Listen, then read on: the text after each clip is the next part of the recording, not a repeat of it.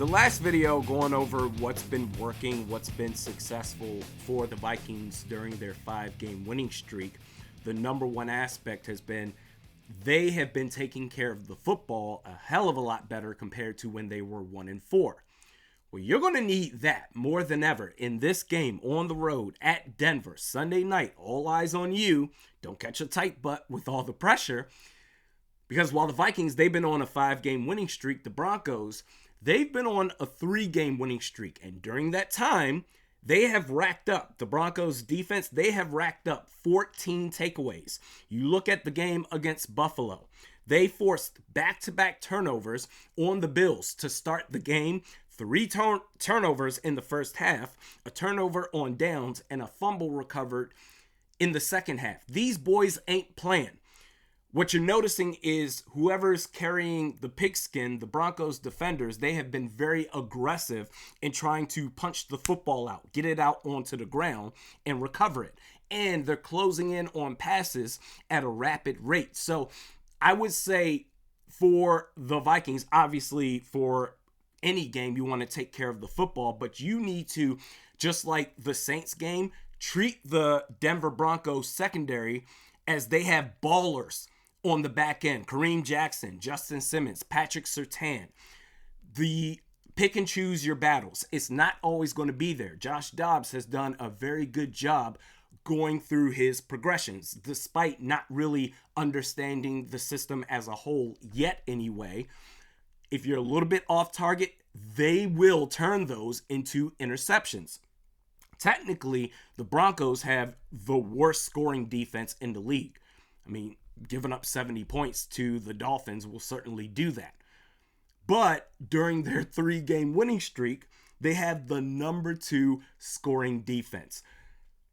On top of taking care of the football, picking and choosing your battles through the air, don't abandon it altogether. You still have playmakers. Hopefully Justin Jefferson can play. But you saw what happened in the Buffalo game, and albeit the Bills, they ended up losing that game, but Dalton Kincaid, he scored on a deep touchdown pass. Josh Allen, he scored on an RPO with Dalton Kincaid in the post. He ended up taking the ball himself and running it. So don't abandon all of your options, but you still need a successful run game. The Bills had that with their running backs. Obviously, you have that with Josh Dobbs, but you need to also have that with your running backs, Ty Chandler, Kane, and Wangu. Even if Alexander Mattison clears concussion protocol, Ty Chandler needs to be the RB1.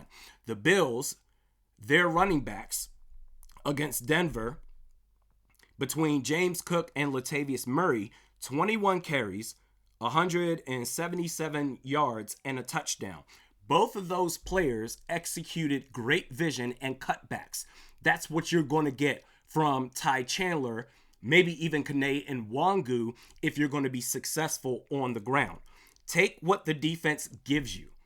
That's the number one thing I would say. Don't force anything. You do have playmakers, but understand that taking care of the football is the number one priority. If you can have a run game on top of that, and if Justin Jefferson can come back, man, it's going to be something special, but it's going to be tight. Don't make mistakes.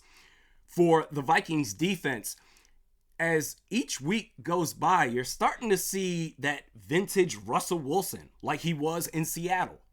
Just the Houdini ad-libbing. When the pressure starts to collapse in the pocket, he dips his shoulders, moves around, extends plays, can get a playoff through the air, or worst case, take off with his legs. It's crazy because as impressive as Josh Dobbs has been, if you're the Vikings defense, you have to treat this as if you're going up against your own offense in practice. You have to finish the pass rush plays if you're Danielle Hunter, if you're DJ Wonnum, because if you don't, then you might get a taste of your own medicine with Russell Wilson, that same dual threat quarterback that Dobbs has been. Look out for the read options. In fact, I would just have Ivan Pace Jr. as the spy all game long. A spy / playing zone over the middle for the check down pass. Because when Wilson takes off, Ivan Pace, I think, is the only guy, unless you want to bring Josh Metellus up from the safety down to the second level. He's the only guy, Ivan Pace, outside of that can keep up with Russell Wilson, or at least give you a chance to take away the maximum damage that he's capable of doing. The Broncos offensive line, I thought, to start the game versus the Bills, for the most part, they provided Wilson with clean pockets. And that's another thing too. If this man has a clean pocket, he has receivers. Jerry Jeudy, he's okay, but Courtland Sutton is a problem. So for whoever the primary defender is going to be, just play tight coverage. Don't allow him to get loose. In zone coverages, don't allow him to find the soft spots. You need to be on high alert versus Courtland Sutton. But the offensive line, they did a really good job for the most part of providing clean pockets. I thought as the game went on, especially late in the second half, they got worked. So that again goes to the pass rush. Danielle Hunter, DJ Wonnum. Harrison Phillips has gotten stronger and stronger over the last couple of games. And their offense, it's a healthy balance of running and passing the football, but also they run, I would say, something similar to Aaron Rodgers when he was with the Green Bay Packers, just the quick outlet passes to the running backs. In fact, Samaje Perine and Javonte Williams are third and fourth in targets for the Denver Broncos. So Javonte Williams especially, obviously he's going to be a threat with his legs running the football, but against the Buffalo Bills, he scored on a touchdown on play action in the red zone.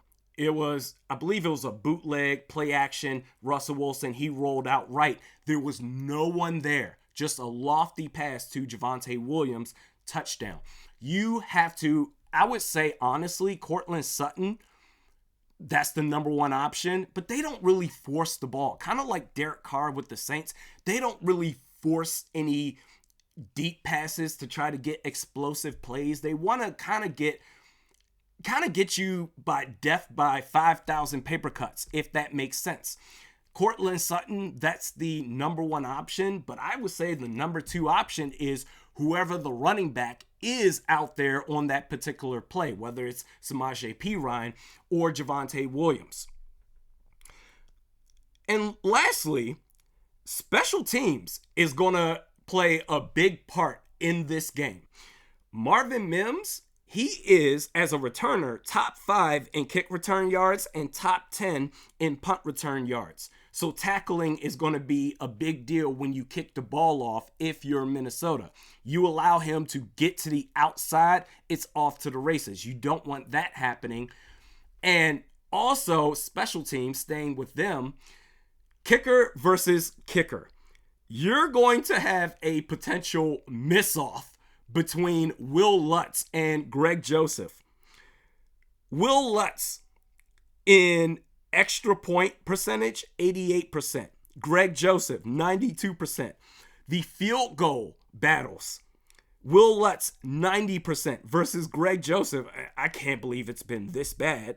75% field goal conversion rate.